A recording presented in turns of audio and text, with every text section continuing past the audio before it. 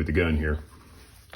Just wanted to shoot a quick updates video about the Tavor with the evolution of this new M-LOK handguard that I installed.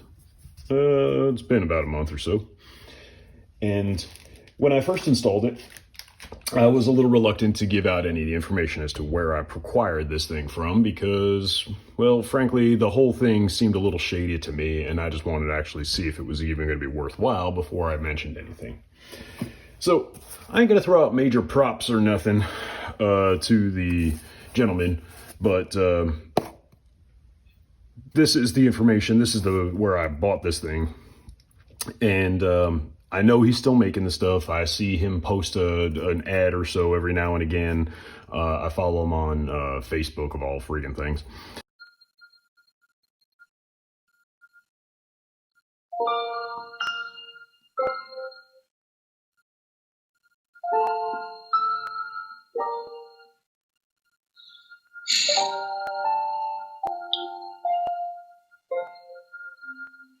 And I ordered the thing in, I don't know, February or March. It didn't show up until like October, November, some shit like that. And the communication with the dude was just spotty at best. So it was, I basically thought I'd gotten ripped off. I did pay through PayPal to make sure that I could go after him and get my money back, but I think even PayPal gives up on you after like 6 months of just dicking around. So all that aside though, when I finally did get the thing, I definitely was pleased, as you saw with the install video if you watched that one. Now, some of the comments that I received early on, well, actually the only comment that I really received early on that was negative was from my brother Dick, and who's still fond of the key mod platform and basically figures that, you know, he'll use it until it all falls apart on him because he doesn't like changing shit. How'd you feel about making a change? We fear change.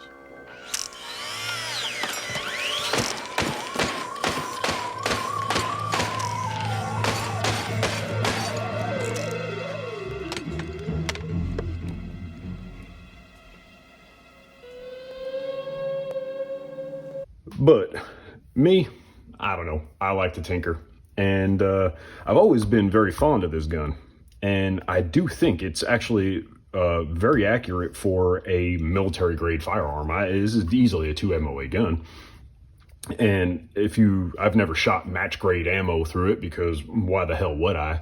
But it certainly does pretty damn good with the green tips here.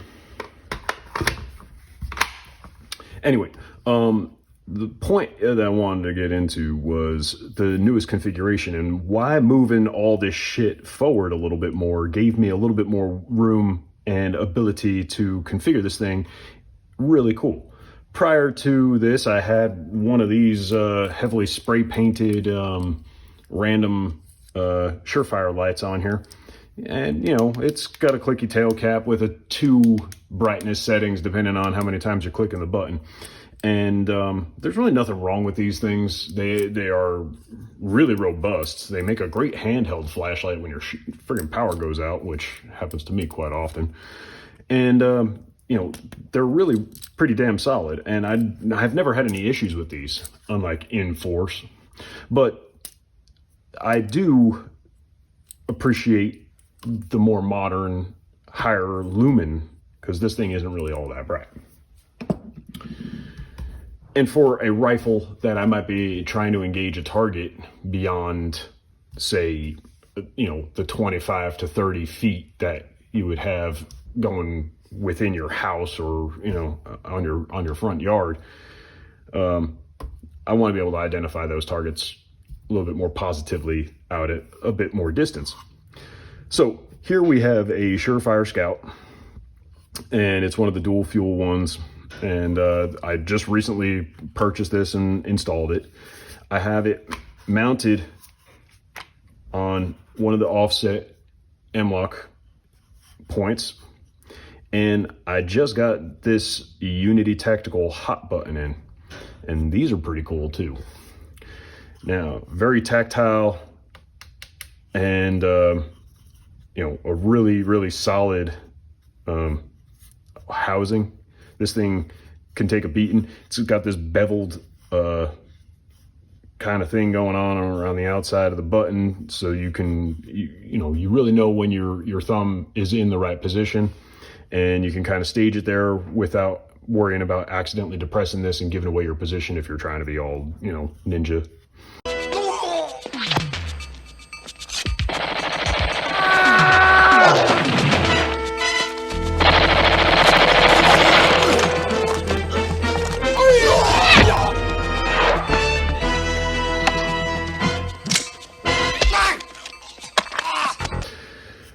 It's also got some serrations on the front to kind of dampen any glare, I guess. I don't really know. Or if you were flipping the button around, I don't even know what the hell that's for, but whatever, it's cool. But having this shifted forward, because the old handguard used to stop right at the front of the receiver, and being able to move all this shit forward allows me to mount this button just a little bit forward, and then when I have my support hand on here, I can reach under. I do have to kind of break my grip a little because of the angle, so it's not perfect, but it does allow me to get to the button. And this button you can do momentary just by gently pressing, or you can do constant on by clicking. So the button's really nice. The flashlight's obviously really nice. It's it's my go-to. But this fore end, just being able to push this stuff just this extra inch or two, is just made a world of difference in how I can configure this firearm. And I really like it. I really like it a lot. Plus, keeping everything on this side, especially with this folding charging handle, keeps this side relatively slick. So if you are slinging this gun against your chest, and I am right-handed, not wrong-handed, God loves me. So if you're slinging this against your chest, you're not going to have a bunch of stuff over here, including buttons or whatever, that are going to get in the way and get snagged on shit. So it keeps it pretty slick. This is about as flush with the charging handle as you're going to get. So really nice feature. And I just like this setup. It's not very heavy or clumsy or awkward. Everything's nice and tight. I did end up using a couple of these Monstrum M-LOK cable guides to keep the wire in place. So I'd have to loosen up the flashlight to pivot it out of the way, but trust me when I say I got two of them, these little guys, holding the wire down underneath. So the wire runs right out of the hot button here and straight underneath the flashlight, essentially up into the back. So there is no wire to even get snagged on shit. This is really cool. That whole thing with these little Monstrum M-LOK cable guides that I featured in an episode already, and all just a really, really nice setup. Now, I'm gonna give you a little bit of behind the scenes just so that when I start mumbling like that, it makes a little bit more sense. I film these things in little chunks, and then I'll spend weeks editing videos and posting them and scheduling them to go up. So when I film a bunch of shit, I really don't know when it's gonna get posted in relation to other videos. I just know that this one's gonna come after the Monstrum Cable Guides one, so that's the only thing I can say there. But in that particular video, when I talked about the cable guides, I also talked about other options. And so you talk about things like a zip tie, and trying to do a zip tie in this situation, yes, it's possible. You thread it through the M-LOK, you get it all nice and tight, and you zip it down. So that could still work. It's not saying that this wouldn't work.